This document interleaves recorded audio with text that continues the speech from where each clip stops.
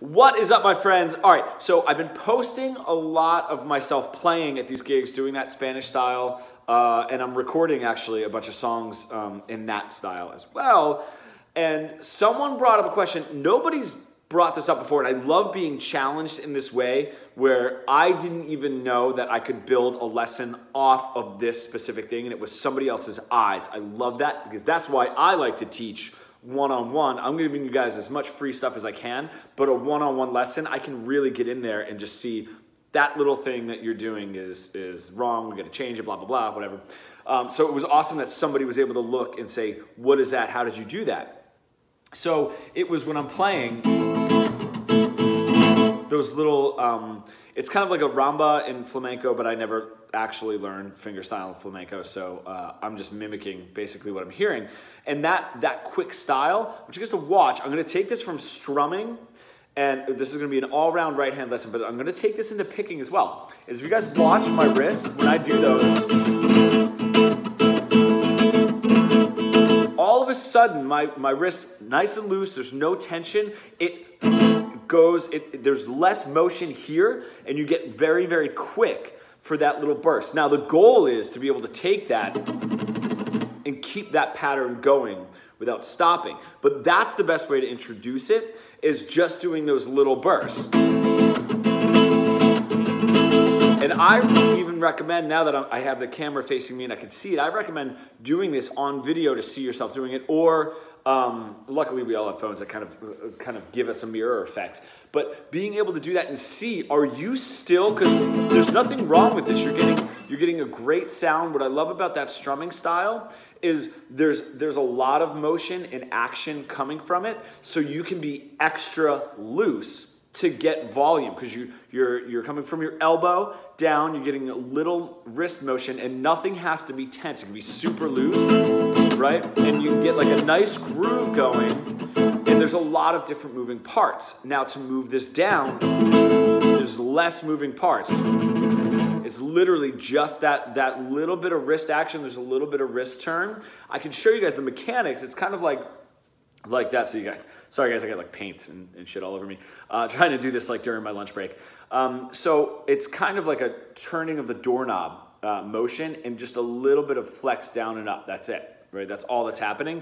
So it's a little bit of that. You can kind of see it's almost got like a circular motion. If you guys can watch, like a little bit of that motion rather than up and down with your wrist, a little bit more of that. That circular motion just doesn't, it creates a circular strumming pattern, so it's not just like hard up and down. You know, it's got like a little bit more, it's just got a little bit more continuous motion, I guess I should say. So that being said, the best way to introduce it, now that you guys kind of saw the mechanics, that's not that beneficial, is just to do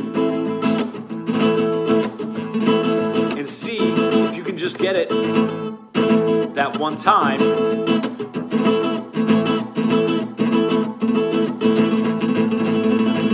Right, without you tensing up. I've never actually even kept that pattern going. And then what I noticed right now, what's helping is kind of just sticking to not all the strings if you are trying to continue the pattern. Which is way harder than you think.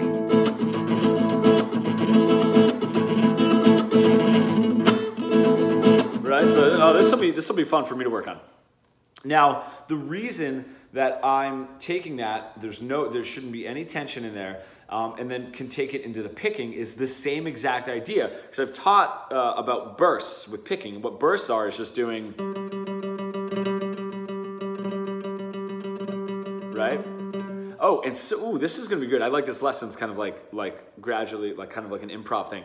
As I'm doing the strumming, so what's hanging me up as I'm doing that is I'm digging in a little bit more. I can feel it, right? It's not that smooth because I'm digging into the picks, getting caught. So when I'm doing these bursts, if you guys watch, and this is how detailed this stuff is, and you don't have to think about the minute details. It's just nice to have them explained so that if this is happening, you kind of know why and you can help fix it. But really, it's just going through the motions. It's going to help. But if you guys watch, if I'm doing this,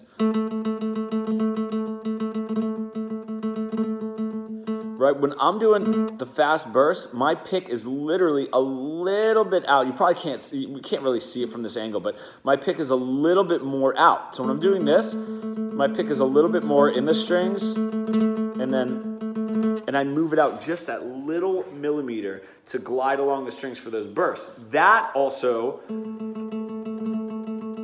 you can even see the range of motion. It stops and it glides right over. That helps me to get that right nice and relaxed. Because once you start getting this, I could literally, honestly, just do this all day, and it'll never be tense. And that's our goal. So now, for me, I can work on, because I've done a break. I mean, I'm kind of like exposing my weaknesses here, which is nice. But I've definitely done a break in a gig like that.